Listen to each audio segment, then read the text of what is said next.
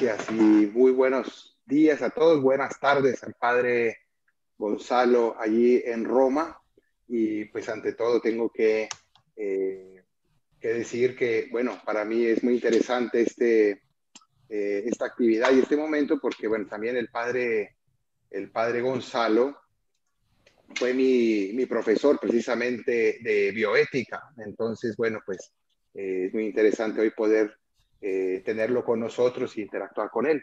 Padre, muy buenas tardes. Pues, como acaban Buenas de tardes. decir, eh, efectivamente estamos en un momento en que en todo el mundo, y también en Colombia no es la excepción, se están promoviendo proyectos de ley o ya se han aprobado proyectos de ley, sea para el suicidio asistido o para la eutanasia.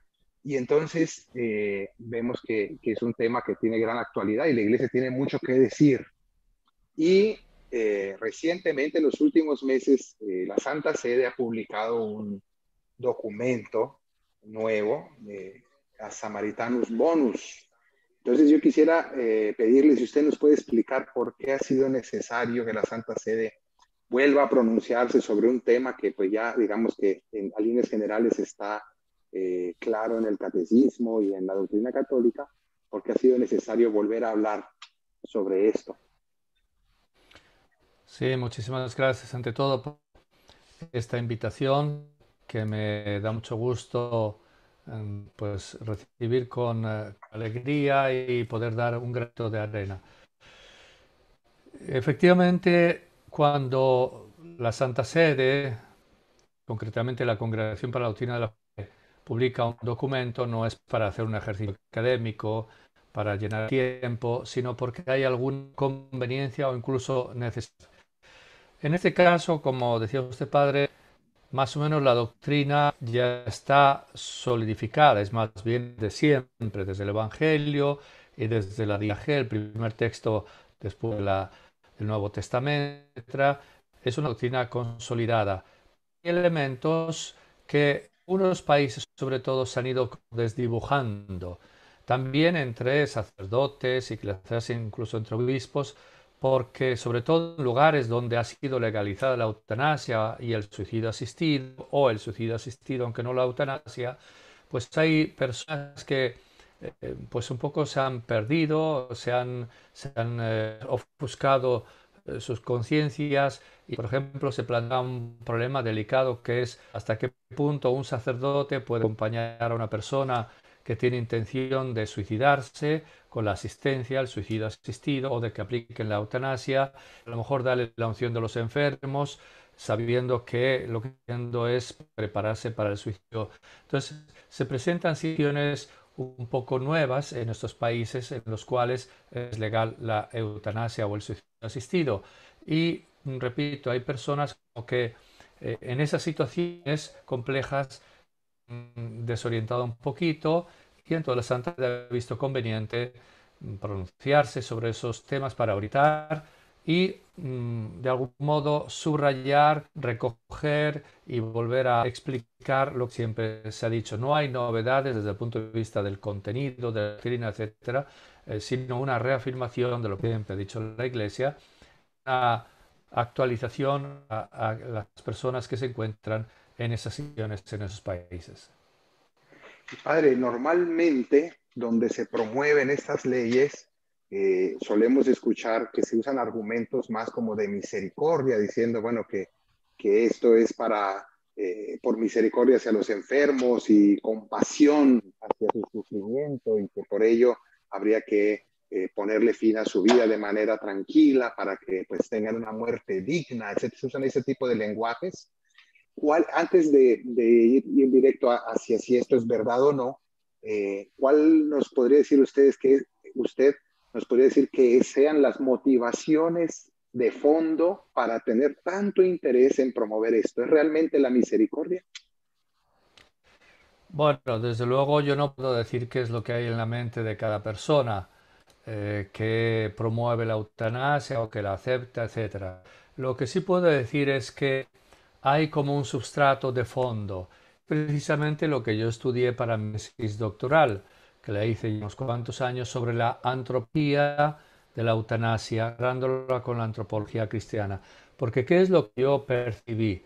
Que por una parte hay como una grande separación en las convicciones de los cristianos concretamente católicos, que seguimos la doctrina siempre de la Iglesia, y podríamos decir los movimientos pro eutanasia. Yo notaba que ambos estaban como muy convencidos y casi como que no se entendían unos a otros.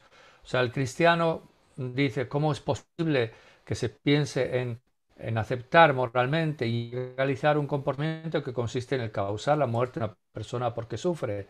Y los otros decían, ¿cómo es posible que los cristianos católicos no entiendan que la compasión nos lleva a esto? Y por lo tanto que hay vidas indignas de ser vividas y compasión hacia las personas que sufren y a invitar a plantear la eutanasia o practicarla. Yo veía que había como un abismo en esos dos mundos y me puse a indagar qué es lo que había detrás de cada uno de esos dos mundos. Mi conclusión fue que es una diferente comprensión antropológica, o sea, de la persona en cuanto el antropos, el ser humano. Y entonces me dediqué a estudiar mucho la mentalidad y la antropología concretamente del mundo pro eutanasia.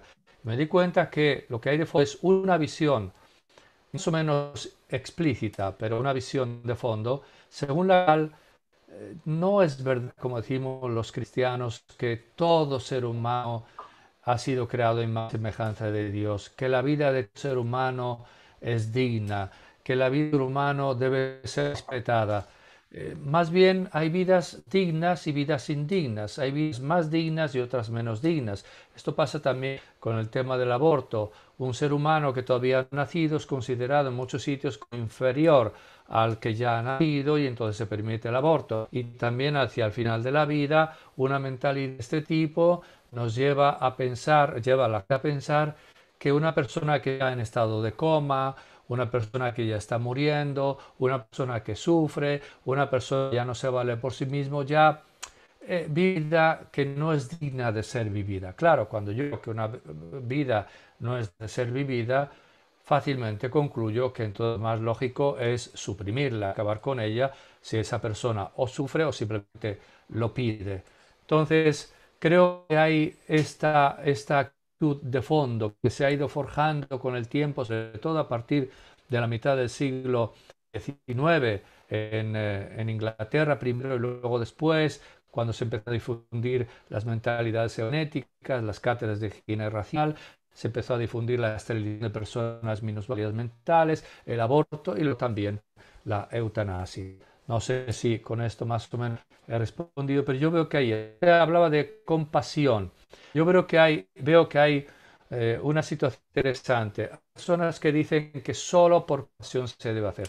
Por lo tanto, solo la eutanasia para una persona que sufre mucho. Pero luego algunos dicen, bueno, pero en realidad, aunque no sufre, la persona quiere acabar con su vida, ¿por qué no? Y entonces, más bien el argumento es el autonomía, autodeterminación. Mi vida es mía y con ella haga lo que quiera. Y estos son los dos argumentos principales, que en realidad no se complementan uno al otro, al revés, muchas veces se contradicen. ¿En qué sentido? Yo podría decir, vamos, si tú estás de acuerdo en que la eutanasia sea moralmente aceptable y deba ser legal por autonomía, por libertad, deberías aceptarla en todo momento cuando la persona quiera morir. Que sufra o no sufra, si lo que quiere es terminar su vida, esa decisión autónoma habría que respetarla al morir.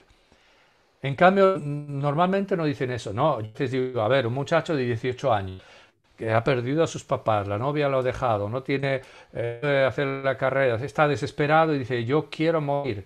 Y como no quiero tirar la ventana, entonces pida que el Estado me aplique la eutanasia, ahí donde ha sido legal. Entonces, si es su decisión libre, que no. A mí suelen decir, no, no, no, no, no, no, no. Y ellos siempre establecen esos límites. Tiene que sufrir de una enfermedad, por lo menos física o psicológica grave, etcétera, etcétera. Es decir, el compasión.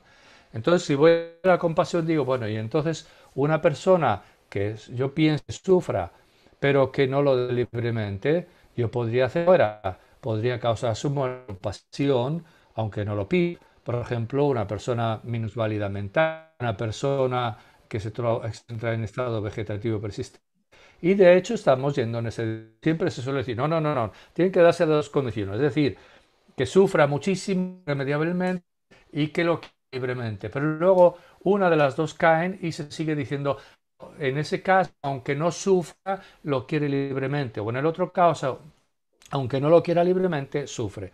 Al final de cabo, al final lo que se hace es que se justifica la eutanasia cuando la persona lo quiere, cuando nosotros lo queremos. Por ejemplo, un niño enfermo gravemente o no gravemente, pero cuya vida considerada es una vida desgraciada que no vale la pena, se decide terminar con su vida. Padre, y además de todo esto, no sé, vemos que en el mundo, por un lado, en nuestra época, la longevidad pues está, digamos, aumentando, ya la gente pues puede vivir más tiempo que en otras épocas, y por otro lado, pues los sistemas de salud muchas veces pues como que económicamente no se sostienen. ¿Usted cree que todo esto sea también una motivación de los gobiernos para, digamos, promover el no tener la carga de personas improductivas, demasiado viejas o incluso discapacitados, etcétera, que no estén pesándole a los sistemas de salud? Esa es una consideración muy grave y también muy importante. También aquí yo voy a decir que esta persona o este gobierno está promoviendo o aprobando la eutanasia por este motivo, por el otro. No lo puedo decir. Pero sí hay motivos para pensar que por lo menos en parte los motivos que llevan a justificar y legalizar la eutanasia tienen que ver también con ese problema. Es un problema creciente porque cada vez hay más posibilidades de elección terapéutica, pero también cada vez esas posibilidades se dan con nuevos instrumentos, con robots, medicinas muy costosas, etcétera.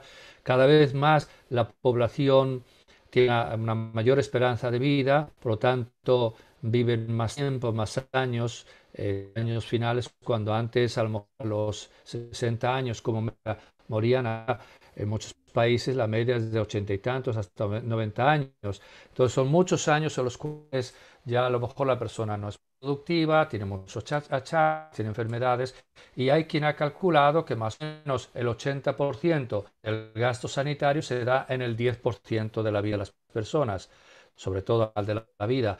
Y entonces estos cálculos llevan a decir, bueno, vamos a poder sostener este coste económico tan elevado, no habrá que encontrar alguna solución. Esa mentalidad se ha dado y yo creo que se da. Hay un libro famoso de Winnie de Hoek, un psiquiatra y jurista alemanes en 1920, está hablando de hace bastante tiempo, el cual plantean la eutanasia, promueven la legalización de la eutanasia y hacen un cálculo incluso perdón, italiano, muy riguroso de los costes personas inválidas mentales, sobre todo los que nacen inválidos mentales, a la perspectiva de muchos años viviendo a costa del Estado, a costa de la sociedad, tantos enfermeros, médicos, medicina, lugares, etcétera, etcétera, y por lo tanto dicen habría que ir pensando en legalizar la eutanasia. Se proponen que se cree una comisión que decida en cada caso, etcétera. Recuerdo hace unos cuantos años cuando Clinton, el presidente Clinton, estaba intentando una reforma del sistema sanitario americano y había un caso en aquellos años suscitó mucha polémica, el caso del Dr. Jack Kevorkian, que llamaba el Doctor Muerte, que hizo morir a muchas personas de manera incluso ilegal, luego fue encarcelado, etcétera. Pero cuando en su apogeo de fama, etcétera, dio una viñeta en la revista People que decía Clinton ha encontrado ya la solución para el problema. Ha nombrado como secretario de Sanidad al doctor Kevorkian. Es decir, si tuvo la eutanasia, el problema de los recursos sanitarios es resuelto. No, repito, no sé cuánto hay de eso, pero hay motivos para sospechar que a veces es uno de los motivos, entre otros, que llevan a justificar, legalizar, promover la eutanasia. Y padre, bueno, ahora hablando de todo esto, vemos la iglesia siempre quiere defender la vida, ¿no? Contra la muerte, pero entonces le quiero preguntar, ¿es a toda costa, es en todos los casos que se debe tratar de alargar la vida de un enfermo? ¿O qué es lo que la iglesia nos dice cuando las personas están en ese punto al final de su vida? Se debe a toda costa extender los tratamientos y las técnicas con tal de alargarle la vida.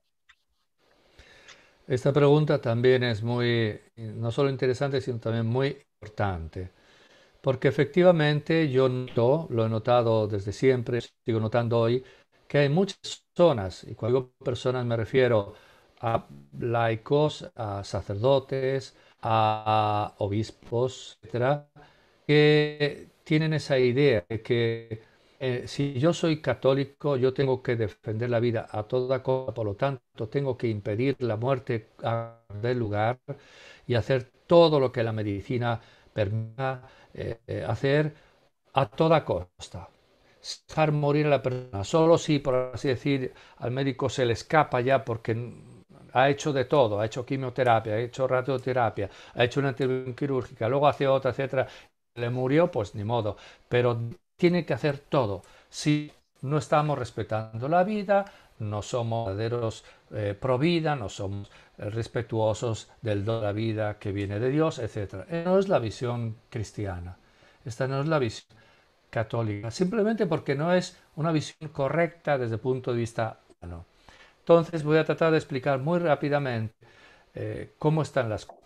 Hay una tradición que viene de muchísimos atrás, en el pensamiento, teología moral católica sobre este tema, que podríamos de algún modo, vamos a ver si por aquí en la presentación yo podría presentarlo, eh, es un tema que viene desde hace muchísimo tiempo, a ver si, un momento, a ver si funciona este sistema, ok, sí, ustedes tienen un texto de uno de los primeros que reflexionaron en la teología católica sobre este punto, que fue Francisco de Vitoria. Como ven ahí, murió en 546. Estamos hablando del siglo XVI. Él está comentando en ese texto a su maestro Santo Tomás, dominico también. Él decía que si una persona voluntariamente rechaza el alimento para causar la propia muerte, ese es un comportamiento de tipo suicidario. Tiene la inmoralidad de un suicidio, porque es dejo de comer para morir.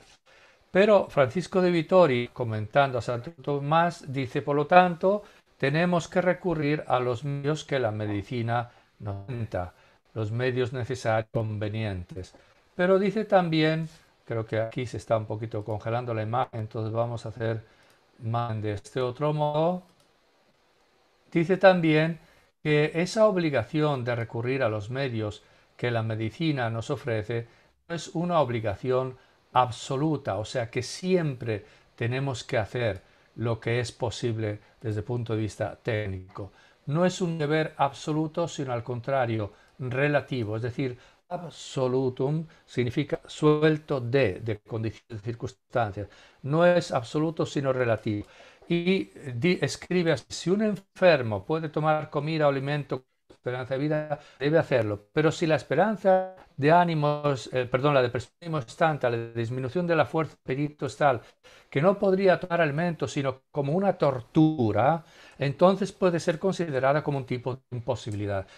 Esta palabra es muy importante. Hay veces que el enfermo no logra aceptar una intervención, algo que el médico prescribe. A partir de ahí se crea toda una tradición que quien conoce un poquito de historia de la teología moral y ve estos autores se da cuenta que ha corrido siglos desde Francisco de Vitoria, siglo XVI, luego inmediatamente después Domingo Soto, Luis de Molina, los salmantichenses, San Alfonso de Liguori, que es el patrono de los teólogos moralistas en la Iglesia Católica, y ahí cito hasta Marcelino Zalba en los años 50, que es cuando intervino ya el magisterio de la Iglesia con un discurso en 1957 diciendo exactamente eso.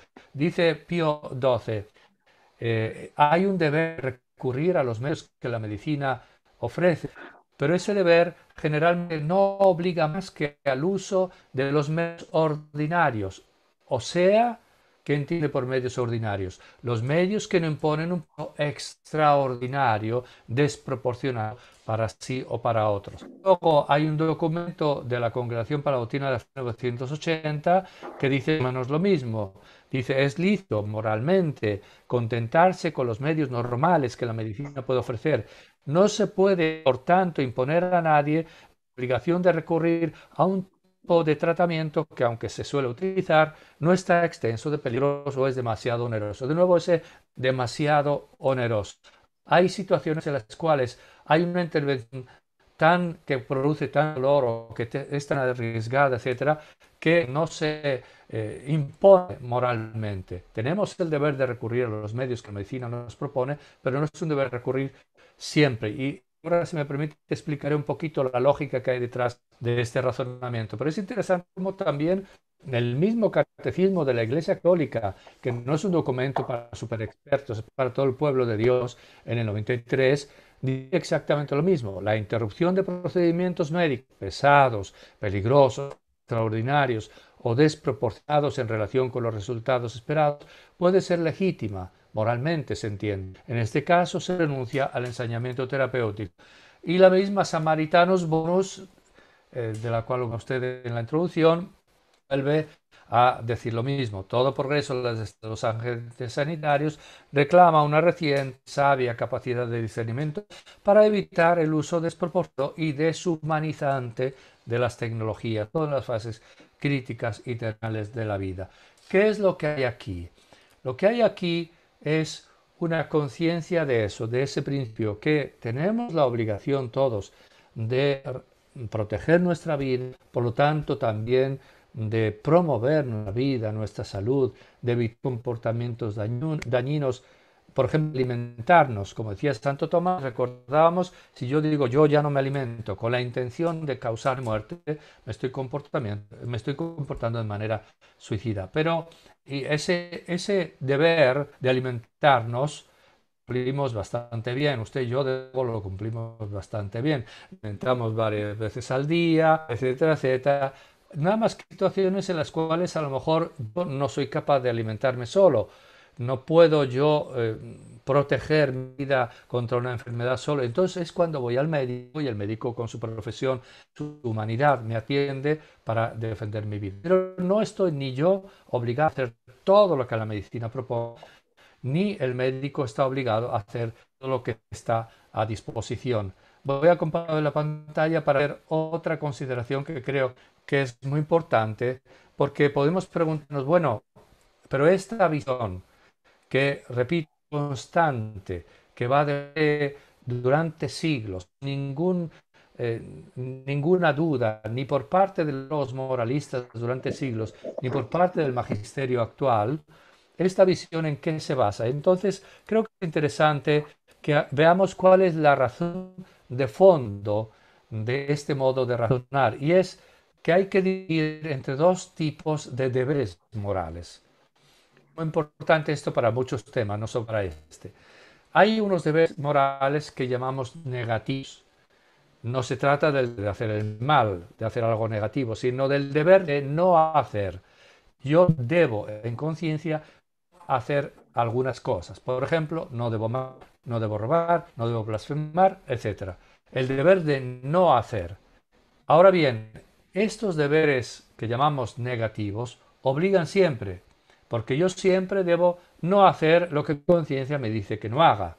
Y segundo, estos deberes que llamamos negativos siempre pueden cumplir, porque como se trata de no hacer, yo siempre puedo abstener y decir, ok, no lo hago. Situaciones, por ejemplo, de una imposibilidad patológica, en ese caso ya no soy libre porque ya no soy moralmente responsable de ese modo de actuar. Pero a medida en que soy libre, si me dicen no debes llamar por teléfono, sería inmoral, y yo estoy convencido de eso, yo, bueno, digo, pues no lo hago, llamo por teléfono. Entonces, deberes morales negativos siempre se pueden cumplir y siempre obligar. Esto es muy diverso cuando hablamos de deberes morales positivos, o sea, del deber de hacer algo. Yo debo, no sé, pagar impuestos. Yo debo educar a mis hijos. Yo debo hacer muchas cosas que debo hacer de manera positiva, hacer algo. Pero, ¿qué sucede? Que los deberes morales positivos, el deber de hacer algo que es bueno, uno, no obligan siempre. Es decir, estamos obligados a hacer todos los bienes posibles. Ahora, por ejemplo, yo, bueno, yo ahora podría salir a la calle, ir a ayudar a niños que a lo mejor están enfermos, ir a ayudar a un hospital. Yo puedo hacer muchos bienes, pero ¿estoy obligado a hacer todos los bienes posibles? No, no podría ni siquiera ir. Yo tengo la obligación de hacer el bien, pero no cada bien posible se me impone obligatoriamente. Y segundo, no solo no los bienes, los deberes morales positivos no obligan siempre, sino tampoco a veces se pueden cumplir. Como se trata no de no hacer, digo, ok, llamo por teléfono, sino al contrario, puede haber situaciones cuales la persona, aun cuando quiera,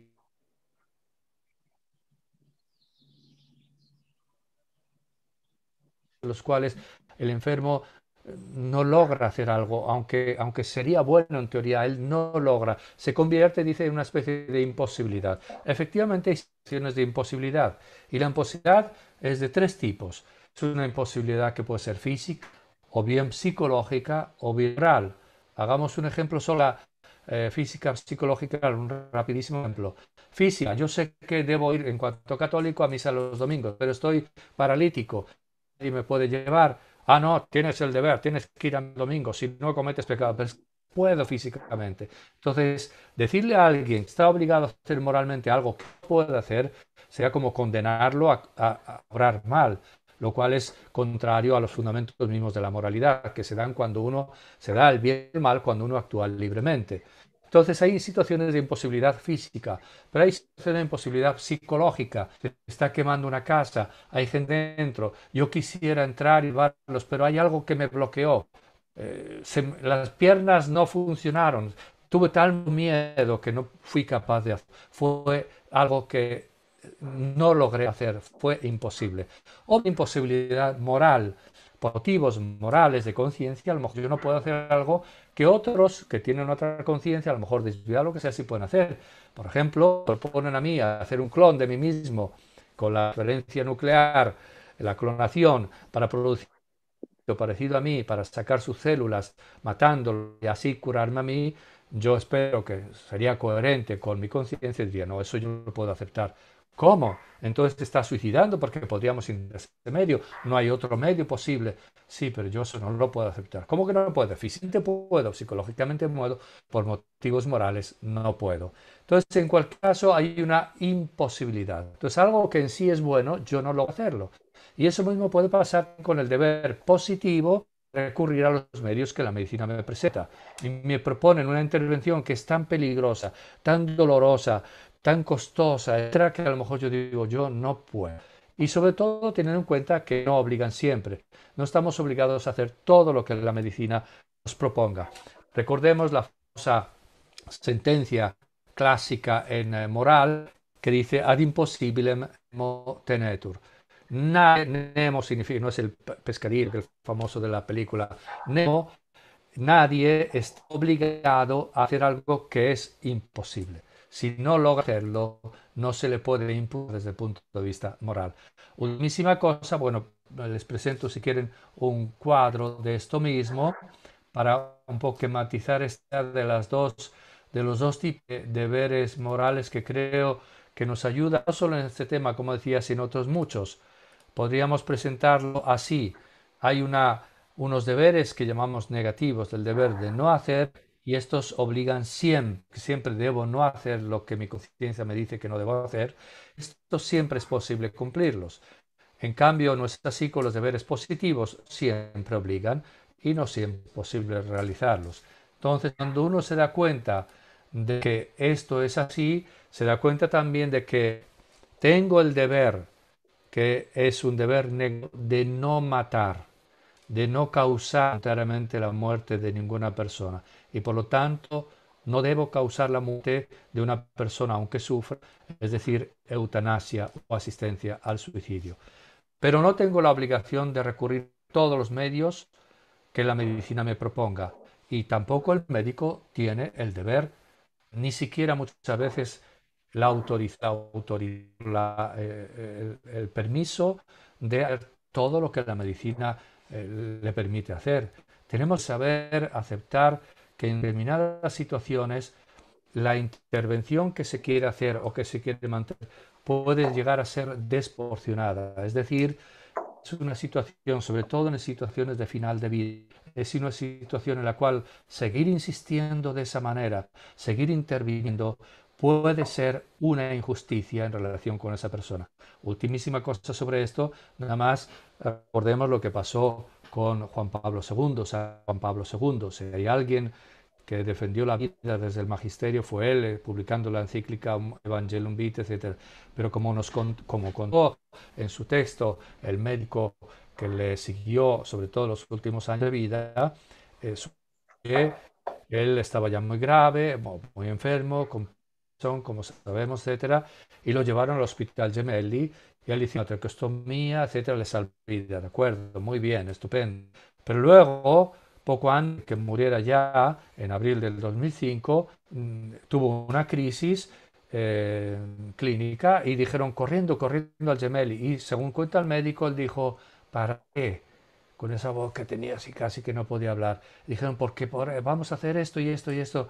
Y dice el médico que dijo, déjenme volver a la casa del Padre. Llega un momento en que ya no es justo, ya no es correcto para el bien de la persona, que no es solo un cuerpo que podemos hacer que viva un poco más, que es la persona vista integralmente, el cuerpo vivo, pero también su psicología, su espiritualidad, sus relaciones, etcétera. Hay un momento en el cual hay que decir, basta, ya dejémoslo morir en paz.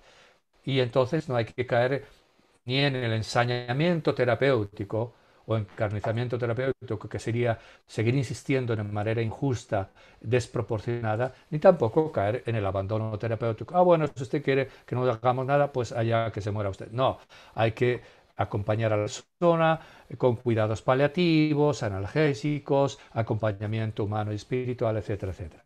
Pero no hay una obligación a hacer todo lo que la medicina va progresivamente proporcionándonos. Y creo que es muy importante, por eso me he extendido un poquito, pero creo que es muy importante aclarar esto. Como decía, hay católicos, movimientos pro vida, etc., no entienden esto y creen que tenemos que hacer todo. No, no es así. Hay que hacer, yo siempre digo que hay que hacer todo lo que es posible, pero solo lo posible y siempre lo mejor posible. Todo lo posible para salvar la vida, pero solo cuando es posible realmente hacer algo que sea proporcionado para el bien del paciente. De todas formas, siempre lo mejor posible, acompañamiento, cuidados a domicilio, todo lo que pueda ayudar a atender de la mejor manera a esa persona. Bueno, me he extendido un poquito, pero creo que valía la pena explicarlo bien. Creo que sí, queda muy claro que entonces la iglesia lo que nos dice es, queda claro, no matarás, no se debe matar positivamente a nadie, pero al mismo tiempo llega un momento en que es, por un lado, lícito el respetar que ya el enfermo, digan, ya no hay más esperanzas de vida o que ese tratamiento le va a causar demasiado dolor o va a tener un costo desproporcionado, imposible de afrontar. Es posible decir, hasta aquí llegué y permitir que la naturaleza siga su curso y optar, digamos, por otro tipo de cuidados más paliativos, ¿no? Entonces, Así eso es. queda claro.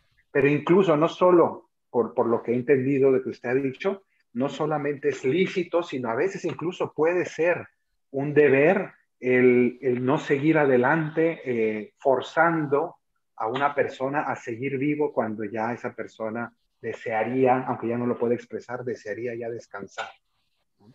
Sí, ahora, Respetable. atención no se trata solo de que desearía, porque también yo puedo decir ahora, yo deseo morir porque ya la vida para mí no vale nada y entonces háganme morir. No, no se trata de eso. Se trata de no imponer intervenciones que son excesivas, desproporcionadas, que no se justifican por el bien del paciente, el bien del paciente visto integralmente. Y hay que tener muy claro que eso no es eutanasia. Todos estos documentos, yo he citado solo algunos párrafos, pero todos los documentos del Magisterio de la Iglesia que recogen esa tradición de 5 siglos en la teología moral católica lo afirman. Muchas veces dicen no se debe uno ensañar, no hay que hacer todo lo posible, hay que intervenir solo de manera proporcional cuando realmente hay algo positivo para hacer para el bien del paciente, y esto, suelen decir muchas veces, no es equivalente a la eutanasia. El objeto de la eutanasia no es evitar simplemente que sufra, ese es el fin, pero el objeto del acto eutásico es causar la muerte. Yo quiero que esta persona muera y quiero causar su muerte para que no sufra. Eso es la eutanasia. Cuando un médico dice yo ya no tengo nada que hacer para el bien del paciente sino seguir torturándolo inútilmente, injustamente, me abstengo de esto, el objeto de mi decisión no es que muera. Si pudiera salvar su vida sin torturarlo inútilmente, con un medio proporcionado, lo haría, pero es que no puedo hacerlo, ya no puedo evitar la muerte y lo único que puedo hacer es eso, ensañarme injustamente con él. Y eso, como usted decía muy bien, no solo no tenemos obligación de recurrir a esos medios, sino a veces tenemos la obligación, el médico, por ejemplo, tiene la obligación de no caer en ensañamiento terapéutico. Hemos usado dos términos, eutanasia y suicidio asistido, ¿no? Me imagino que la diferencia es simplemente si es la persona misma la que solicita esa muerte o si es, digamos, los médicos o la familia quienes deciden esto para el enfermo, ¿no? Sería esa la principal diferencia entre los dos. Va por ahí, pero no es exacto. Dicho así, no sería exacto. O sea, no es tanto Ujú. quien quiere. Cuando hablamos de eutanasia, distinguimos entre una eutanasia voluntaria y eutanasia involuntaria. Voluntaria es porque la persona enferma, por ejemplo, la pide y entonces nosotros o que alguien aplica el acto eutanásico. Voluntaria. Involuntaria, la persona no lo pide, es un niño pequeño, una persona que está en estado vegetativo persistente y alguien decide causar su muerte por compasión, etc. Entonces, la eutanasia puede ser a petición explícita de la persona que muere o no, voluntaria, voluntaria. Lo que cambia entre suicidio asistido y eutanasia no es tanto si la persona que muere lo pide y lo quiere, sino quién cumple el último acto, el acto que causa la muerte. En el caso de la eutanasia es una persona que causa la muerte de otra para que esta otra de A causa la muerte de B para que B no sufra. En el caso del suicidio asistido, es la misma persona que sufre la que se suicida, por eso hablamos de suicidio asistido. Es decir, B causa su propia muerte, solo que la causa asistido por A. Asistido por A, que puede ser un médico que le trae unos barbitúricos, una medicina, incluso a lo mejor le pone lección con el tubo conectado al líquido que le va a causar la muerte, pero al final la persona que se suicida hace el último gesto y en ese caso se considera suicidio asistido. Es decir, lo que hace el médico es asistir al suicidio realizado por otro. El último acto que causa la muerte es realizado por la misma persona. En el caso de la eutanasia es realizado por otro. Esta distinción es importante, aparte de que hay una pequeña diferencia moral en un caso y en otro por parte de quien realiza el acto eutanásico o asiste al suicidio, pero es muy importante la distinción desde el punto de vista jurídico. En los países en los cuales se ha legalizado la eutanasia, se ha legalizado también la asistencia al suicidio, o sea, concretamente Holanda, Bélgica y Luxemburgo, que son 3 países del Benelux, como se llama Belgium, Netherlands, Luxemburgo, que yo desde que también Luxemburgo lo legalizó le llamo el Malelup, Pero bueno, es una región de Europa donde evidentemente se han contagiado culturalmente y han aprobado, han legalizado la eutanasia. El otro país donde se ha legalizado la eutanasia, es legal hoy día, es Canadá. Y en algunos otros sitios, con la misma Colombia, situación ambigua porque hubo una sentencia de la Corte, creo, Suprema hace años, pero no se convirtió en ley, etcétera, etcétera. Entonces, en esos países, o sea, si se legaliza la eutanasia, normalmente se legaliza también el suicidio asistido. Pero hay países, por ejemplo, 8 estados de Estados Unidos, donde ha sido, de los 50 de Estados Unidos, donde ha sido legalizado el suicidio asistido, medical assisted suicide, pero no la eutanasia.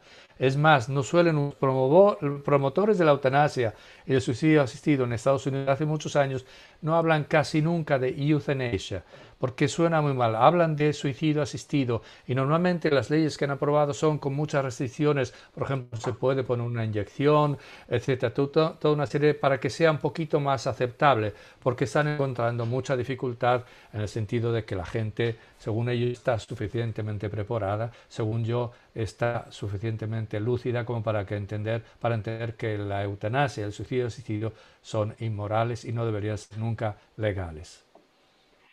Padre, hablando de esto, la eutanasia o el suicidio asistido, me imagino que podríamos decir, no sé si es la terminología, hay una eutanasia, digamos, activa y otra más bien pasiva, es decir, pues procurarle la muerte, no sé, envenenando o haciendo algo para matar a la persona y otro más bien dejando de hacer algo que se debería Sí, hacer. ¿Nos podría explicar, sobre todo en este segundo caso, porque en el primero está bastante claro que si se administra un veneno, se mata o se asfixia, etcétera? Pero en esta otra manera pasiva, ah, cuando, digamos, estoy realmente matando a una persona, eh, esa eutanasia, digamos, como tal, porque estoy dejando de hacer algo debido, o qué tipo de terapias son debidas siempre y cuáles, en cambio, se pueden prescindir. a ver, aquí hay varias cosas, pero si me permite, primero, dado que he visto que en el chat estaban ahí interviniendo y diciendo una cosa que es interesante, podríamos explicarla para todos, porque Adelante. alguien hablaba de la ortotanasia. Efectivamente, hay una terminología que se ha difundido sobre todo en el mundo de los expertos, teólogos moralistas, bioeticistas, etcétera, también médicos, de habla hispana, luego un poquito también en Italia, en otros países no mucho. Y no es muy conocida la terminología, pero puede ayudar, que es la distinción entre tres palabras: eutanasia, la distanasia y la ortotanasia, donde se entiende por eutanasia lo que hemos dicho, causar voluntariamente la muerte de una persona para que no sufra. La distancia es lo que hemos llamado ensañamiento terapéutico, es insistir, insistir, insistir, impidiendo que llegue la muerte natural sin que sea proporcionadamente un beneficio para el paciente, para la persona. Y la ortotanasia es el comportamiento ortodoxia, es la doxa correcta, la buena doctrina. Entonces la ortotanasia es un término que se han inventado para decir ni eutanasia ni distancia, sino lo que yo decía, hacer todo lo posible para salvar la vida, todo lo posible, sin caer en el ensañamiento terapéutico. Por lo tanto, cuando ya se entiende, se puede hacer o mantener algo que realmente sea a beneficio de la persona vista integralmente, saber desistir, lo que es la desistencia o renuncia terapéutica. Dicho eso, porque me parecía interesante que estuvieran comentándolo y quería poco explicarlo a todos, voy a su pregunta. Entonces, ¿eutanasia activa o eutanasia pasiva? Resulta una distinción que se hace mucho, pero resbalosa, porque algunos llaman eutanasia pasiva a esa renuncia terapéutica, a esa desistencia o comportamiento ortotanásico. Es decir, cuando un médico dice yo aquí ya no puedo hacer sino seguir torturando inútilmente a este paciente y eso no es correcto, no lo hago, lógicamente, ¿qué hago? Que dejo que la enfermedad siga su curso. A lo mejor podría tapar todavía un poquito, evitar que muera inmediatamente, alargar un poco su vida, pero sería un comportamiento injusto en relación con esa persona. Entonces algunos dicen, eso es eutanasia pasiva, porque no haces nada y la persona muere.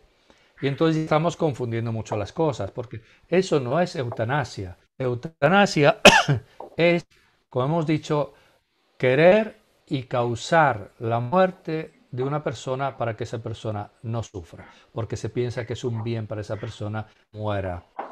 Ahora, eso efectivamente se puede hacer haciendo algo o dejando de hacer algo. Y hay que tener en cuenta que en ambos casos se puede dar de lo que llamamos técnicamente en ética un acto humano, o sea, un acto consciente y voluntario del cual yo soy responsable. Nosotros los católicos al inicio de cada misa decimos, confieso Andrés que he pecado mucho en pensamientos, palabras, obras y omisiones. Uno puede también pecar por omisión. Cuando yo debo hacer algo, no es simplemente algo posible, sino es un deber mío, y yo voluntariamente no lo hago, no es que no haga algo, es que sí hago algo. Nosotros decimos, no hice nada.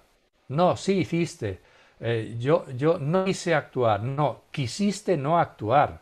Eres responsable de ese no actuar cuando era posible y cuando era obligatorio hacerlo y no lo hiciste, cometiste un acto inmoral.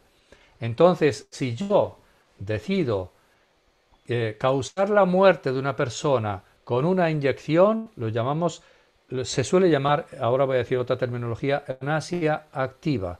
Cuando yo quiero causar la muerte de esa persona que, por ejemplo, no se puede alimentar sola, y yo decido que es mejor que muera, y decido por lo tanto no alimentarla, y dado que ella no se puede alimentarla, yo estoy causando su muerte, es un acto voluntario.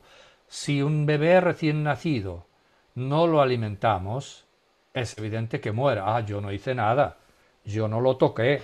No, tú causaste su muerte por una decisión voluntaria de la cual eres responsable. Entonces yo creo que es mejor evitar la terminología que usted mencionaba de eutanasia activa o pasiva para hablar de eso, es mejor hablar de eutanasia por acción o eutanasia por omisión. En ambos casos hay un sujeto, yo, que quiere algo, voluntariamente causar la muerte del otro, solo para que no sufra. En un caso lo hago por acción, por ejemplo, una inyección, en otro caso lo hago por omisión, por ejemplo, no alimentándolo, cuando no se puede alimentar solo. Recuerdo que hace algunos años fue muy clamoroso el caso, el que recuerdo, pero ha habido varios, de Eluana Englaro en Italia, y en el cual precisamente el debate era si se le debía seguir administrando la alimentación y la hidratación. Entonces ahí mi pregunta es, ¿eso era una renuncia de un tratamiento inútil y desproporcionado o cómo lo podemos ver un caso así? Sí, así es como lo presentaron algunos, diciendo que era un comportamiento, no usaban normalmente aquí ese término de ortotanasia, pero vamos, el equivalente. En realidad es un engaño. En realidad fue un caso de eutanasia por omisión. Se decidió retirarle la alimentación y la hidratación para que muriera. En ese caso era el papá Beppino Inglaro. En otros casos, por ejemplo, el famoso caso en Estados Unidos, Terry Schiavo. En ese caso era su marido Michael el que insistía, etcétera, etcétera. Fueron a los jueces, etcétera.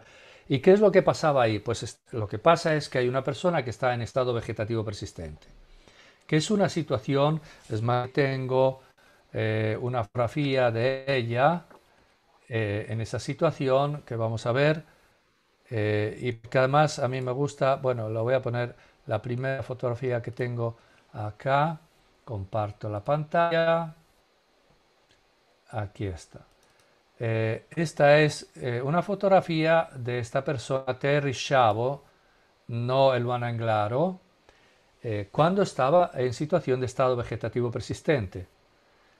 Al inicio, luego fue empeorando, pero ya abría los ojos, cerraba los ojos, podía decir, etcétera, hacía digestión, todo, pero lo que pasa es que no se podía alimentar sola por esa situación que llamamos estado vegetativo persistente, o estado vegetativo que al alargarse se llama persistente. ¿Y qué es lo que pasaba ahí? Pues que el problema para el marido es que no moría, que habían pasado años y moría. Mientras tanto, él, lo digo entre paréntesis porque aunque no fue así, no cambiaría mucho desde el punto de vista moral, pero mientras tanto, él, si ella moría Él heredaba el $1.000.000 que el juez le había dado a ella por malpractice de los médicos. Y él, mientras tanto, se había unido a otra mujer con la cual ya tenía 2 hijos. No se podía casar con ella porque seguía siendo el esposo de Terry, etcétera, etcétera. En el caso de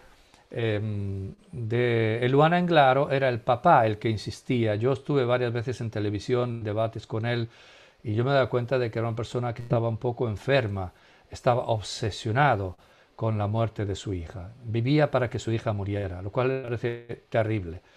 ¿Y qué pasaba ahí? Pues pasaba que eso, lo mismo, no muere.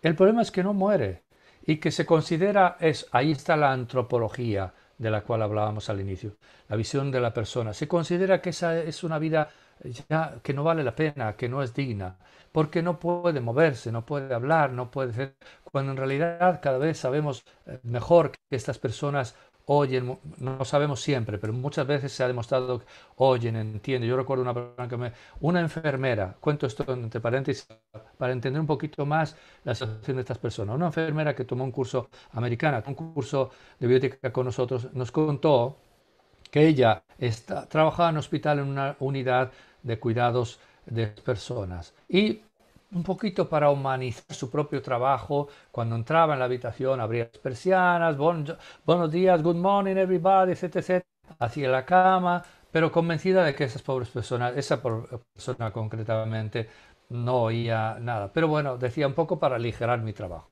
Habían pasado 9 años, ella se había ido a otra ciudad, estaba en otro hospital, atendió a una persona mayor enferma y al salir de la habitación esa persona, oiga, perdone, ¿usted de casualidad hace unos años trabajaba en un hospital que sí, sí, ¿cómo lo sabe? Es que he reconocido su voz. Era ese enfermo que estaba en estado vegetativo persistente, llevaba así muchísimo tiempo y oía todo, hasta el punto de reconocer años después su voz. Y ejemplos de ese tipo cada día tenemos más. Entonces, hay que tener en cuenta esta situación. Entonces, ¿qué es lo que pasa ahí? Pues que alguien, el marido, el papá, etcétera, decide que es mejor que muera. Entonces, por su bien, a lo mejor también por el propio bien, en algunos casos, pero eso no lo vamos a meter en la subjetividad de cada uno, pero deciden que tiene que morir. Entonces, no se trata de no ensañarse, porque estas personas no necesitan cuidados extraordinarios, no necesitan, no están conectados a un dice, no necesitan terapias terapias dolorosas, simplemente ser alimentadas. ¿Por qué? Porque no pueden alimentarse solas. Si yo ahora, como les pasó a un hermano nuestro, jugando a baloncesto, me rompo los 2 brazos y me los escayolan, me ponen yeso y yo no puedo comer solo, yo espero que alguien me diga, bueno, yo te voy a dar de comer, te voy a ayudar. Y no que digan, bueno, si no te alimentas solo, pues allá tú. No, yo simplemente no puedo alimentarme solo, al que alguien me ayude. Estas personas se encuentran en esa situación. Y además no solo, sino que si uno ve los vídeos, no solo fotografías que se sacaron de Terry Schiavo, la americana, uno se da cuenta que se acerca a la mamá por este lado, ella se voltea hacia allá, abre los ojos, sonríe. Cuando la mamá se va, ella le salen unas lágrimas. Y los médicos dicen, no, no, no, son solo reacciones instintivas, reacciones neurológicas, pero no se entera de nada. Eso es falso, no se puede afirmar. Entonces, a mí me parece realmente un acto muy injusto el hacer morir además a esa persona de manera de hambre y de sed, de hambre y de sed. Terry Schiavo murió en unas 2 semanas, 14 días más o menos de tiempo, dándose cuenta de que le han dejado de alimentar para que muera. Debe ser terrible. El Luana Englar murió más rápidamente, después se precipitó la cosa, etcétera. Veía que alguien preguntaba, estoy mientras tanto un poquito atento con el ojo izquierdo a la chat, dice, ¿cuántos no se han despertado después de varios años de vida vegetativa? Efectivamente, hay personas que después de años en estado de vegetativo persistente se han despertado, es decir, han recobrado la capacidad de comunicarse y han expresado lo que han contado. A mí me contó un abogado joven en aquel tiempo de Brasil, que había estado 40 días en coma profundo, luego salió del coma y recordaba todo lo que habían dicho, por ejemplo, el médico y su papá en su habitación, grave imprudencia, hablando de la donación de sus órganos, que de todas formas iba a morir, que la esposa no quería que donaran los órganos, que estaban dialogando, etc. Y el pobre hombre dice, yo estaba escuchando todo eso y sentía la impotencia, no podía salir de mí mismo y hablar. Luego estuvo 9 meses ya despierto, etcétera, pero no recordaba su propia lengua, no sabía hablar portugués, nada más hablaba algunas palabras en inglés porque el último año había estado en Londres, no sabía quién era, no reconocía a sus papás, etcétera, hasta que un día dice que en el hospital pues tenía la televisión puesta y era el Festival de Río de Janeiro, del Carnaval de Río de Janeiro, y él era muy aficionado a las ¿cómo le llaman ellos? Bueno, los grupos estos folclóricos que van danzando, las escolas, etcétera. Y de repente vio los colores de su escuela y de repente reconecté todo y dije, ah, eso es Río de Janeiro, etcétera. Y entonces empezó a conectar todo y se acordó de todo. Pero mientras estaba en coma, reconocía, es decir, conocía, oía, entendía. Hay otro caso, por ejemplo, muy significativo, podríamos estar ahora hablando de casos, pero bueno, otro de un muchacho, tenía 14 años, italiano, que también estaba en estado vegetativo, él estuvo bastantes meses y nada, decían ya es un vegetal, ya no vale la pena su vida, etcétera, etcétera, pero iban a verle compañeritos de su escuela, de su clase, iban a verle cada semana 1 o 2 veces y un día uno de sus compañeritos les llevó una cassette de lo que había entonces hace unos años con una canción o canciones de Giovanotti, que era el cantante preferido del grupo y también de ese muchacho. Y de repente él, ¡pum!, despertó con ese estímulo y luego le costó bastante tiempo recuperar el habla, pero poco a poco fue perfeccionando su capacidad de hablar otra vez, etcétera, y dictó un libro a un periodista y él cuenta en el libro que él entendía todo y que estaba preocupadísimo de la salud mental de los demás al inicio, porque él decía, me decían, si me oyes, mueve la cabeza. Y dice, yo movía la cabeza. Decían, si me oyes, y me lo repetían, yo movía la cabeza y me volvían a preguntar lo mismo. Si entiendes esto, cierra el ojo izquierdo. Dice, yo cerraba el ojo izquierdo. El pobre creía incluso que hacía lo que le pedían y no lo hacía. O sea, no estaba como encerrado dentro, no lograba mm, de algún modo manejar su propio cuerpo, pero estaba oyendo todo. Y cada vez hay más datos que nos llevan a concluir que cuando una persona está en ese estado, o lo que llamamos también Sí, estado de coma, simplemente no sabemos, yo suelo decir, no sabemos qué está pasando ahí dentro. No sabemos si está entendiendo o no está entendiendo, pero cada vez hay más datos para darnos cuenta de que sí, muchas veces por lo menos oyen, entienden, etcétera, etcétera. Hay que tener mucho cuidado, por lo tanto, también en cómo nos comportamos con la persona. Yo sé, el caso más largo que conozco de vegetativo persistente del cual una persona ha salido y ha podido comunicarse es un polaco después de 18 años. Cuando se despertó y empezó a comunicarse, no sabía que había caído el muro de Berlín en el 89, no sabía que había un papa polaco, etcétera, etcétera.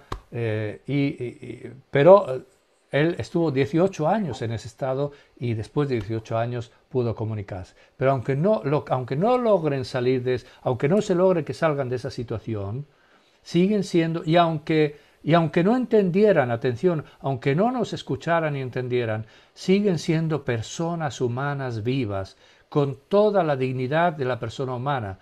Porque si no aceptamos esto, estamos ya empezando a hacer distinciones entre personas que son más personas con mayor dignidad y personas que son menos personas con menor dignidad. Y entonces volvemos al tema, si como todavía no ha nacido, entonces tiene menos dignidad.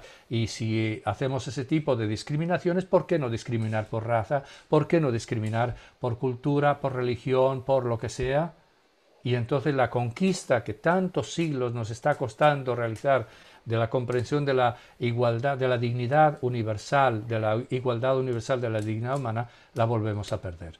Bueno, la estamos ya perdiendo con las leyes que justifican el aborto y también con las que justifican la eutanasia o el suicidio asistido. Pues sí, y algunos de los comentaristas aquí, de los comentarios que se han hecho, leía que decían muy bien, ¿no? Que muchas veces se utiliza mucho el término de la compasión hacia el enfermo, el sufrimiento del enfermo, cuando en realidad lo que preocupa es el sufrimiento, pero de los que no están enfermos, que están al lado, que están cargando o con los gastos o con, pues con los inconvenientes de esto, ¿no? Y muchas veces se justifica. Sí, ahí volvemos un poco al tema de las motivaciones en las que no podemos entrar. Cada uno en las suyas si es que las entiende, porque a veces ni siquiera sabemos exactamente qué nos motiva. Pero bueno, desde luego no podemos entrar en las motivaciones de los demás. Pero hay motivos para pensar que muchas veces se da esa motivación. Se dice, pobrecito, sufre y ya no puedo más, porque ya el hospital, esto, la medicina, ya por favor que se acabe esto. ¿Estás buscando, cuando buscas la eutanasia o la asistencia al suicidio, su bien o el tuyo? Y aquí hay una cosa que es muy importante. No se trata solo de que esta sea la motivación que pueda mover a algunas personas a buscar la eutanasia de otra persona, sino de que de esta manera se puede crear una terrible presión psicológica y moral de las personas enfermas. Cuando en un país como Holanda, a una persona anciana que está enferma y que dice a lo mejor yo quisiera morir, yo estoy cansado de vivir, estoy enfermo, y a lo mejor el yerno de la suegra dice, querida suegra, pues fíjate que es legal, si quieres llamamos a un médico y si tú quieres morir, pues es un derecho tuyo. Le estamos diciendo, estoy de acuerdo con tu idea de que mueras. Haces bien, es correcto que tú quieras morir. Y le estamos diciendo también, de este modo, que su vida es un cargo, es una carga para nosotros, que nos cuesta económicamente, que nos cuesta psicológicamente, que nos cuesta humanamente. Esto es terrible, me parece una injusticia terrible. Esa persona lo que necesita es que se le quiera, que se le diga, no, ¿cómo que vas a morir? Verás que no, vamos a intentarlo todo y te vamos a acompañar hasta el final, pero no te vamos a causar la muerte, porque tu vida vale la pena. Es que yo ya no valgo para nada. ¿Cómo que no vales para nada? Basta que seas tú. Yo te amo por lo que eres, por ser tú, no porque eres capaz de hacer esto, porque estás... Te amo porque eres tú, aunque seas mi suegra, pero te amo porque eres tú. Y entonces le estamos ayudando a esa persona a que supere los momentos de depresión que se dan en esa situación, en los momentos de sufrimiento, de abandono. Lo contrario, es decir, querida abuelita, pues mira, si quieres llamamos al médico y le estamos diciendo, mira, tu vida para mí ya no me interesa, yo prefiero que te mueras. Es terrible eso, es terrible, es una injusticia gravísima. Y eso está pasando en esos países del Malenux que llamo yo, de Holanda, Netherlands, Belgium y Luxemburgo. Yo conozco un padre, usted lo conoce, el padre Vincent McMahon, que estuvo allí muchos tiempos trabajando como en la parroquia allá en Holanda, me contaba que a veces llegan personas ancianas a él como sacerdote a pedirle ayuda porque tienen achaques, están enfermos, pero tienen miedo de decirlo a sus hijos o a su esposo. No vaya a ser que llamen al médico y el médico les convenza, los lleven a un hospital y acaben con su vida. Es terrible eso. Y me decía otro padre que es alemán, que hay personas que viven en Holanda, cerca de la frontera, que a veces se van a Alemania a que les atiendan ahí en el hospital porque ahí la eutanasia es todavía ilegal, porque tienen miedo de que les cause la eutanasia. Y se llega al punto de que se creó una asociación allá en Holanda que se llama Not Yet Dead, no estoy muerto todavía, y llevan una medallita, son personas minusválidas físicamente, que se ponen una medallita con ese Not Yet Dead para decir, no estoy muerto todavía, no me causa la eutanasia. No me digas que esta es una sociedad limpia, una sociedad feliz, una sociedad honesta, una sociedad... para mí es terrible.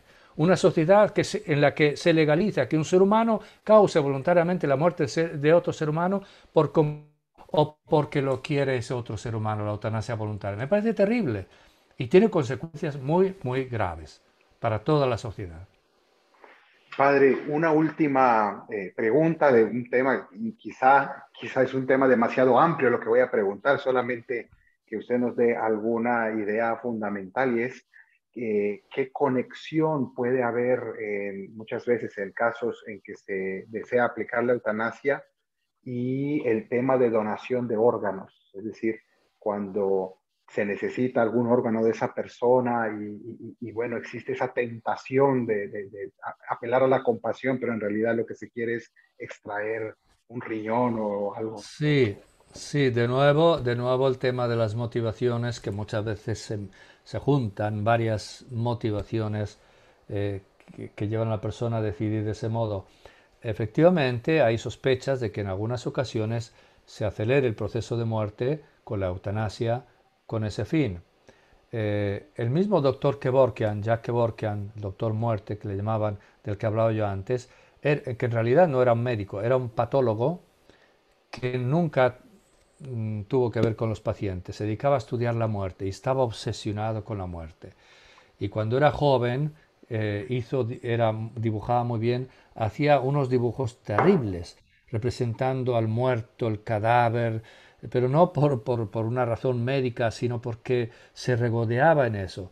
Y él propuso explícitamente que no se desperdiciara la sangre o los órganos de las personas muertas. Entonces, que se pudiera causar la eutanasia, pero conservar, sacar los 5 litros de sangre que tiene la persona y que fuera aprovechado. O bien, incluso él extrajo órganos sin ser ni cirujano, ni mucho menos trapeantólogo, llegó a hacer algún trasplante de órganos en personas después de causar su muerte. Él era una persona, yo creo, un poco enferma mentalmente, obsesionada patológicamente, pero hay otras muchas personas que en eso pueden encontrar una grave tentación. Cuando hay insuficiencia de órganos disponibles, hay personas en lista de espera. Bueno, no podemos acelerar aquí un poquito las cosas. Es un tema que, por ejemplo, se está presentando ahora de manera muy clara, incluso justificándola por parte de algunos autores en revistas de bioética o revistas médicas, en relación con el criterio para el diagnóstico de muerte. Como ustedes saben, la muerte se puede diagnosticar en casi todos los países o como muerte cardiorrespiratoria, de ceso de respirar, etc., o por devastación, un camión que le pasa por encima, pues, o de decapitación, pues está muerto, evidentemente, o bien por muerte cardiorrespiratoria, o bien por la así llamada criterio de muerte encefálica. ¿Qué está pasando en este campo de la muerte encefálica? Que hay personas ya, grupos que están promoviendo que para qué andar viendo si realmente ha muerto todo el encéfalo con todas sus funciones para poder decir que está muerta. Podemos hablar con la persona, si la persona declara disponibilidad para donar sus órganos, con su consentimiento podemos acelerar su muerte, la sedamos lógicamente y de esa forma podemos estar los órganos haciéndola morir, pero no se dice así, en realidad ya está muriendo, estamos los órganos porque la persona ha declarado que ser donadora. Y entonces está yendo un poco en esa dirección de causar la muerte para también con esa finalidad de extraer órganos. Al fin y al cabo, si uno va a preguntarse qué es lo que hay de fondo, repito lo del inicio, siempre está de fondo esa mentalidad, esa antropología depauperada, esa antropología, esa conversión de la persona como denigrante. La persona vale por lo que hace, vale si es joven, si es productiva, etcétera, etcétera. Si no, ya se convierte en una vida menos digna, una vida que tiene menos importancia. Como eso lo aceptan en muchos países también en relación con el no nacido, pues se va introduciendo también la idea de que también al final de la vida hay vidas, como decían los alemanes nazis que fueron condenados también en el proceso de Nuremberg después de la Segunda Guerra Mundial, leve subverten leves, vidas indignas de ser vividas. Una vez que tú tienes esa idea, pues fácilmente te dejas llevar por una serie de motivos para causar la muerte de una persona cuya vida ya no es digna. O pedir la propia muerte porque consideras que tu vida ya no es digna. Aquí hubo un famoso periodista, Andro Montanelli, que estaba a favor de la eutanasia, luego murió ya anciano de manera natural, pero a veces se proclamaba a favor de la eutanasia cuando se pierda la dignidad. Y una vez le preguntaron en una entrevista, ¿qué entiende usted por dignidad? Y él dijo muy claramente, mire, para mí dignidad es poder ir al baño solo. Es decir, si ya soy dependiente de otras personas, ya no tengo dignidad. Esa visión antropológica es denigrante.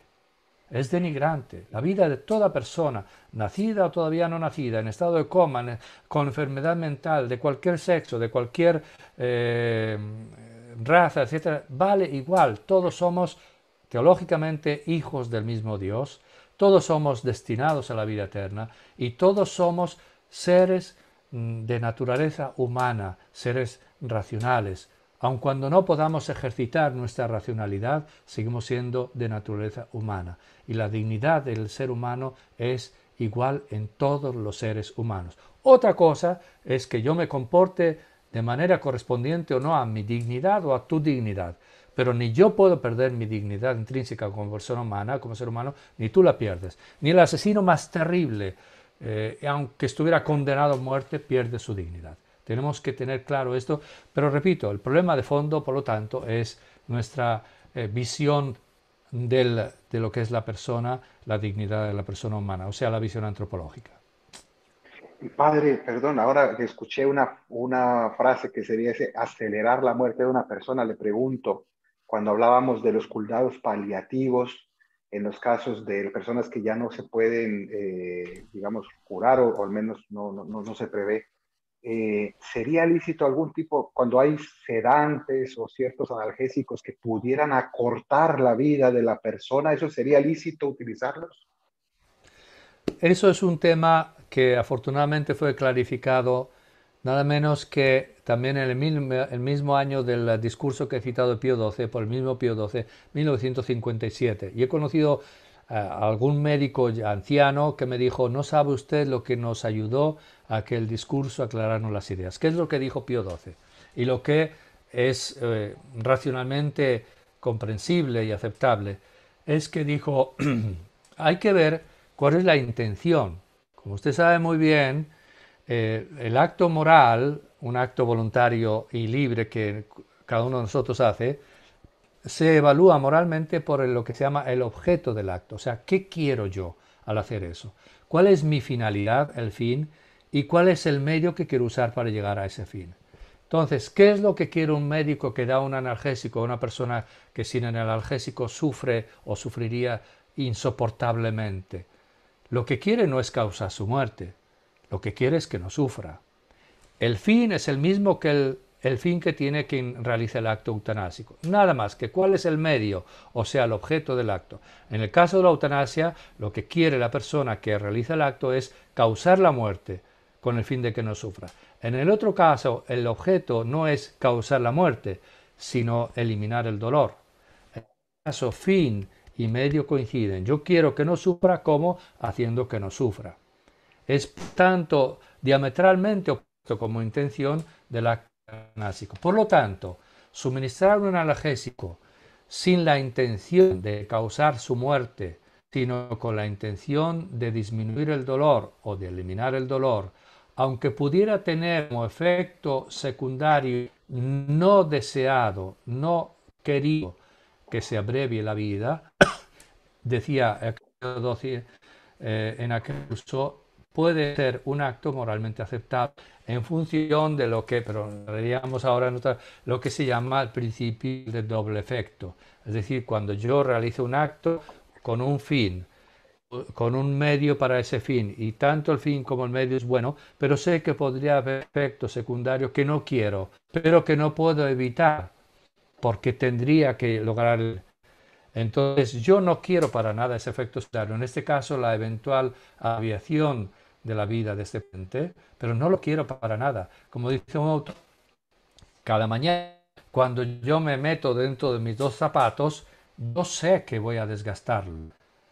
Al usarlos se van a ir desgastando, pero mi intención no es desgastar los zapatos, solo que no puedo no desgastarlos. El único modo sería no usarlo, entonces desgastar los pies y correr peligro de una infección, etcétera. Entonces, yo tengo que usar los zapatos y el único modo de usarlos es efecto secundario no querido para nada. Si me dan la fórmula para no gastarlos, yo la aplico porque preferiría no tener que estar gastando en zapatos, pero es que no hay otro modo. Y así aquí, si yo tengo la obligación de hacer que esta persona no sufra de esa manera, sobre todo cuando es un sufrimiento agudo, persistente, yo como médico tengo, o como pariente, tengo la obligación de ayudarle a que no sufra. Y el único modo es suministrar un analgésico que podría de algún modo abreviar la vida, pero no quiero para nada abreviarle la vida, ese acto es moralmente correcto. Podríamos añadir que, aunque en tiempos de Pío XII y todavía por mucho tiempo y todavía hoy se suele entender que puede haber analgésicos, sobre todo opiáceos, morfina, que podrían abreviar un poco la vida, en realidad hay estudios que hacen ver que en el fondo en realidad no se da, en esos casos, si se obra correctamente, no se da esa abreviación de la vida.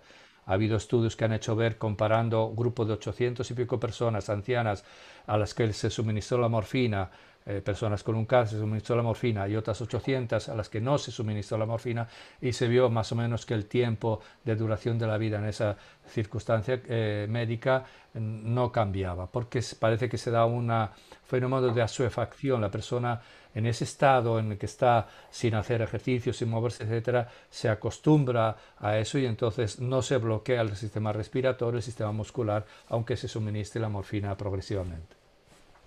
Bueno, Padre, aquí ya padres, perdón, se nos acaba el tiempo, perdón, Carlos Mauricio, pero Sí, quería pedirle al Padre, aquí nos está preguntando una persona por YouTube, ajá. simplemente la persona o la familia católica que se encuentra en una situación de estas, se puede encontrar entre en fuego cruzado, entre un médico con una opinión y un sacerdote con otro criterio, y nos pregunta, bueno, ¿cómo afrontar una circunstancia de ese tipo? ¿Usted qué podría A ver, decir a grandes rasgos? a grandes rasgos, yo diría lo siguiente. Lo que hemos hecho nosotros, que es apenas un esbozo, es una reflexión sobre criterios éticos. El criterio de proporcionalidad, los deberes positivos, negativos, no matar, pero tampoco obligación a hacer siempre, etcétera, etcétera. Esos principios o criterios son necesariamente generales. Hay que ver luego en cada caso cómo comportarse. Yo suelo hacer la comparación con el que va a casa de noche, se le cae la llave, hay piedras, hay unos carros, unos coches, etcétera, etcétera, y tiene que buscar la llave. Lo primero que necesita es encender la luz. Si no hay una lámpara que ilumine esa parte de la calle, o si no encender los faros del coche, algo, sin luz no lo va a encontrar, porque es de noche. Pero no basta que encienda el faro y diga, ¡ay! La llave dice, aquí estoy. No. Después de encender la luz, que son los criterios, los principios que estamos nosotros ahora recogiendo, luego hay que agacharse, ponerse a lo mejor de rodillas y buscar la llave ahí entre las piedras a ver dónde está. Ahora, si yo me agacho y busco en el detalle del caso concreto, pero no tengo el foco bien encendido, que son los criterios, tampoco voy a encontrar la llave. Entonces, lo que nosotros hacemos aquí es ofrecer unos criterios que nosotros, repito, hemos apenas esbozado. Y esos criterios hay que tratar de tenerlos claros, yo diría todos. Los que son médicos o enfermeros, desde luego, los sacerdotes, desde luego, los juristas, desde luego, etcétera, pero también todos para la propia vida o la vida de las personas que nos rodean. Tratar de tener estos criterios claros. Para eso hay que, yo creo, yo les invito a que, por ejemplo, lean la Declaración sobre la Eutanasia de la Doctrina de la Fe del 1980, lo encuentran en vatican.va, o Samaritanos Bonus, que acaba de salir, que vuelve sobre esto, etcétera. Es decir, informarnos un poco más y formarnos un poco más. Y luego, con esos principios claros, tratar de dialogar con las personas que estén implicadas, que sea el sacerdote, que sea el médico, que sea el mismo paciente, etcétera. Tratar de entre todos llegar a un discernimiento correcto del caso concreto a la luz de esos criterios. Y digo lo del sacerdote también, usted lo ha mencionado, porque, como decía antes, yo me he dado cuenta de que hay sacerdotes que esto no lo tienen claro. Y creen, no, la vida es sagrada, a toda costa. Como me dijo una vez uno, había ido a un hospital, una persona en realidad estaba con muerte encefálica, o sea, ya estaba muerta en realidad, pero llegaron los familiares, padre y tal y cual, dijo, miren, mientras hay vida hay esperanza. Pues les estás dando una falsa esperanza, porque esa persona ya murió. Ayúdales más bien a que vayan pues reconciliándose con el drama de la muerte de su ser querido, etcétera, etcétera. Y desde luego, si llega un sacerdote y dice la vida a toda costa, etcétera, yo, si estoy formado, le diré, mire, padre, lo siento mucho, pero eso no es la visión, ni siquiera, no es la visión humana y no es la visión de la Iglesia. Aquí está Jurat Bona que dice otra cosa, aquí está el Catecismo que dice otra cosa, aquí está Samaritanos Bonos o el discurso de Pío, lo que quieran. El magisterio de la Iglesia, la visión sana de la doctrina cristiana, dice otra cosa. O bien el médico que a lo mejor o tiende a caer en el ensañamiento terapéutico porque hay que hacer todo, porque yo no voy a sufrir la derrota de que se me muera el paciente, etcétera, etcétera. O bien al contrario, dice, bueno, pues yo abandono al paciente a su suerte. Entonces cada uno de nosotros tiene que tratar de estar formado para luego hablar con uno o con otro para que en la medida posible se llegue a la mejor decisión por el bien de la persona. Y aclaro con la pregunta, gracias padre, aclaro con la pregunta que no estamos diciendo que siempre el médico, digamos, va a estar en contra de la ética de ninguna manera, Ah, ¿no? Estamos faltaría hablando más. de casos muy concretos en los cuales las Ni personas tampoco el tienen un sacerdote va dilema. a estar siempre en Sí, contra de la el buen- ética. exactamente, exactamente. Padre, muchísimas Pero, gracias. pero Ahora la, sí. la invitación es a que cada uno trate de conocer estas cosas. Lo que hemos hecho hoy es solo dar una pequeña pincelada. Esos documentos están al acceso de todos, los podemos todos descargar de internet en vatican.va o en otros sitios y leerlos, son comprensibles, tener las ideas claras y repito, con eso se encienden los focos. Luego ya, en el caso concreto, suele ser más difícil. A mí muchas veces los médicos o enfermeros, cuando les explico estas cosas, que para ellos también a veces es un descubrimiento, luego me empiezan a poner preguntas sobre casos concretos, y empezamos a discutir sobre eso y dice, claro, es que para usted es muy fácil, claro, usted habla en general los principios, en cambio yo que estoy ahí, yo lo tengo más difícil. Digo, bueno, pues usted ha elegido ser médico. Bueno, entonces, como dicen aquí en italiano, hai voluto la bicicleta, pedala. Has querido la bicicleta, pues ahora ponte a pedalear. Tú has escogido ser médico, pues ahora eres tú el que teniendo las ideas claras tiene que tratar y junto al paciente cuando esto es posible, siempre que es posible hablar con el paciente, junto con los parientes, junto con los colegas, tratar de llegar a un discernimiento y a una decisión que sea la mejor posible. Creo que eso es muy importante. Padre, nos preguntan dónde se puede conseguir su tesis doctoral o sus libros en general. Bueno, la verdad es que no hay un lugar. La tesis doctoral publiqué poquitas copias, la verdad, porque estando en Italia era en español y dije, bueno, total, voy a tratar de ponerla en internet, en Amazon, a hacer una republicación, ¿cómo se dice? Una reimpresión y ponerla en internet. Pero bueno, mientras tanto, si alguna persona está interesada, es una tesis doctoral, no es, tengo artículos y eso sobre esos temas, sobre todo en italiano, desgraciadamente, pero tengo algunas cosas que podría enviar sobre esto de la proporcionalidad terapéutica, he escrito bastante comentarios a los documentos de la Iglesia, etcétera, etcétera. Pero si quiere incluso la tesis la puedo enviar. La tesis está en castellano, te la podría enviar. Mi dirección email es gonzalo.miranda arroba upra de Universidad Pontificia Regina Apostolorum.org. Si alguno me manda un email pidiendo esto, con mucho gusto se lo puedo enviar. Bien, padre, yo aquí veo que nos está preguntando una cosa que me parece que tal vez sea un tema amplísimo, pero no sé si usted quiere responder o más bien dejar que es el tema de la muerte cerebral y las condiciones para declararla, etcétera. Es un tema muy amplio, pero no sé qué Sí, puede o quiere decir usted. estoy viendo esa temática en el chat. Lo que pasa es que efectivamente eso requeriría un tiempo. Se arriesga si no dar una respuesta que sea demasiado superficial y tengo también escrito algún artículo también en italiano sobre ese tema porque hay un debate, hay algunos que dicen que la persona no está muerta, aunque se declare la muerte encefálica, etcétera. Hay un discurso de Pío XII, sí, otra vez de Pío XII, de Juan Pablo II, del año 2000, agosto del 2000, en el cual por primera vez el magisterio se manifiesta sobre ese tema y se pronuncia a favor, diciendo: la muerte encefálica consiste en la constatación de la cesación irreversible de todas las funciones del encéfalo, no solo de la corteza o del tronco encefálico, sino de todas las funciones del encéfalo. Cuando eso ha sucedido y eso es irreversible y se puede incluso hacer una constatación de que ya no hay flujos sanguíneos desde hace un tiempo, etcétera, por lo cual las células que están dentro de la caja cránica ya no cumplen su función, en ese caso se dice la persona ha muerto. ¿Por qué ha muerto?